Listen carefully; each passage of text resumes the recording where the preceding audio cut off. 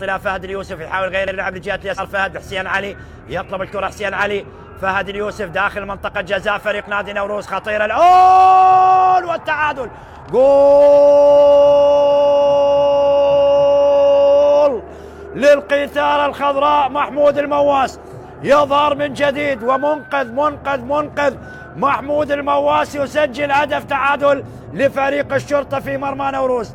المواس العقيد السوري يسجل هدف تعادل للشرطة في مرمى نوروز.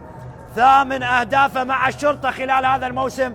محمود المواس يعدل النتيجة مع نوروز، والمواس اللي عمل بشكل كبير في بعض المحاولات على مرمى فريق نوروز. الأولى لمحمود المواس مرت بعيدة عن مرمى نوروز، لكن الثانية في المرمى. لاحظ لوكاس هياها للمواس، وتحت الضغط من قبل مدافعي نوروز يضعها على يمين حارس المرمى محمد رحيم ليعدل النتيجة لفريق الشرطة لتصبح النتيجة 1-1 ما بين الشرطة ونوروز. ومحمود المواس يصل إلى هدف الثامن بعد ما سجل على أربيل.